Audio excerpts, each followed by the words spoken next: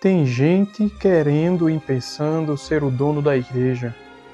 Tem gente até imaginando que a igreja é sua empresa. Tem gente comparando e vendendo cadeira na igreja, dizendo foi Deus quem me deu. Essa é a minha igreja. Quem é, afinal, o dono da igreja? É sobre isso que nós vamos falar hoje. Infelizmente, temos visto alguns casos no meio da igreja evangélica brasileira de homens que exercem a função de liderança em uma determinada denominação e, por conta disso, ele se acha o dono da igreja. Ele faz e desfaz, manda e deixa de mandar. É o dono da igreja. É inusitado que, nas Escrituras Sagradas, nós encontramos uma situação como essa. João, o apóstolo João, ao escrever a sua terceira carta, ele direciona ao presbítero amado, chamado Gaio. E também faz elogio tanto a Gaio como também a um irmão chamado Demétrio. Entretanto, nessa mesma carta há algo curioso e que nos chama bastante a atenção.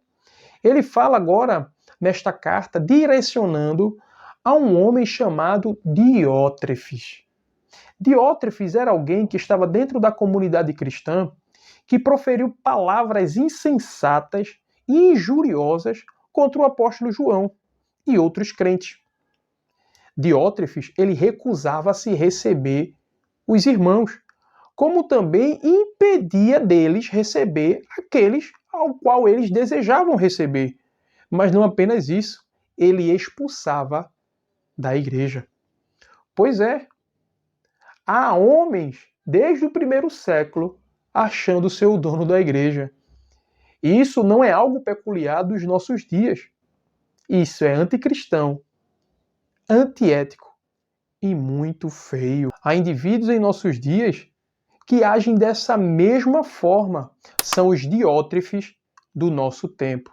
Manda e desmanda. Faz tudo conforme a sua vontade e não a vontade de Deus. Mas afinal, se o pastor, o líder da igreja, o bispo, o presbítero, não é o dono da igreja, quem é o dono da igreja? O dono da igreja se chama Jesus Cristo. É Ele que comprou com o seu precioso sangue cada um desses que são membros deste corpo. A Bíblia diz que a igreja é o corpo de Cristo e Ele é a cabeça.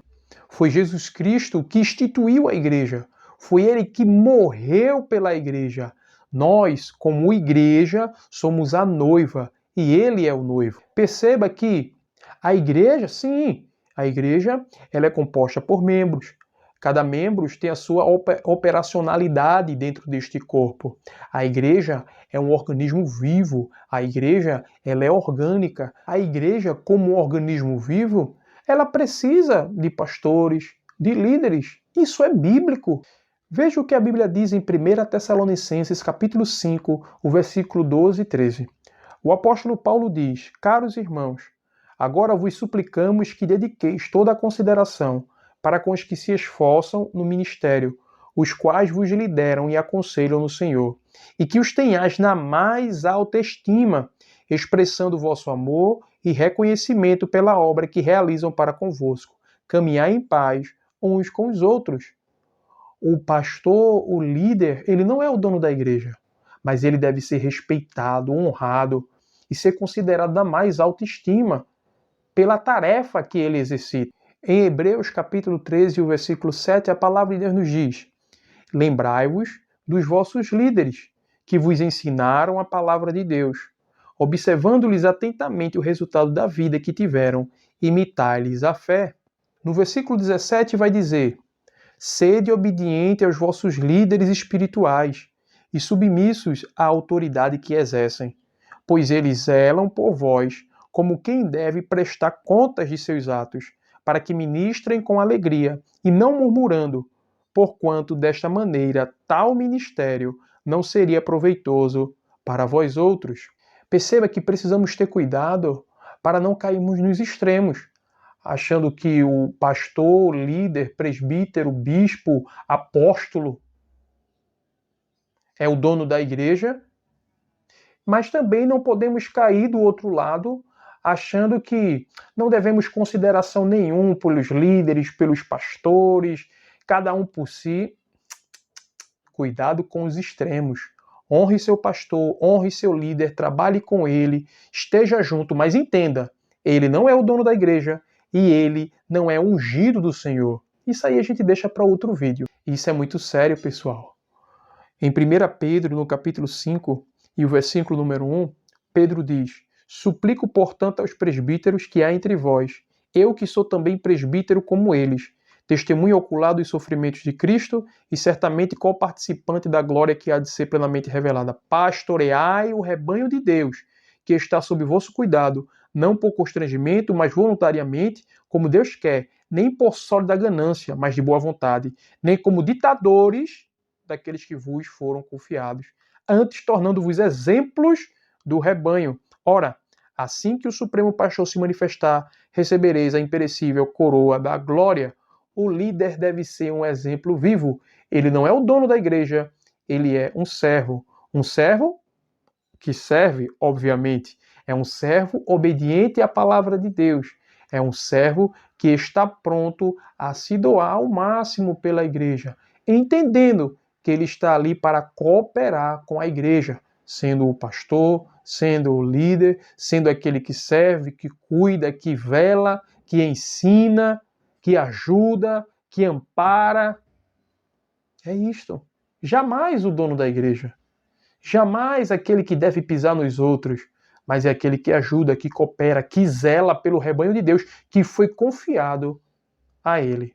Por fim, mas não menos importante, quando a gente fala de ministro, estamos falando daquele que serve, aquele que está pronto para ajudar, para servir, para trabalhar, sendo obediente. Paulo, em 1 Coríntios, no capítulo 4, versículo de número 1, ele diz que nós somos ministros de Deus e despenseiros dos mistérios de Deus.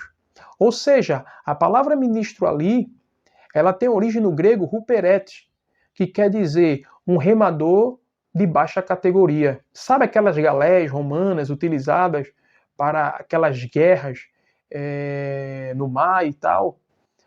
Os escravos, eles eram colocados para remar e eles estavam ali presos e sendo levados para servir até a morte. Assim é o ministro. O ministro não é alguém que deve ser prepotente, arrogante e que se acha o dono da igreja e o dono das ovelhas, não.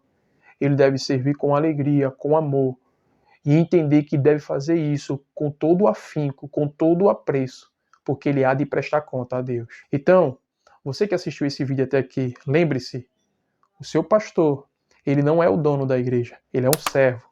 Considere ele, honre ele, ame, cuide dele também, orando por ele, ajudando, obedecendo e seguindo as escrituras sagradas. Que Deus abençoe sua vida, que Deus abençoe a sua família, em nome de Jesus.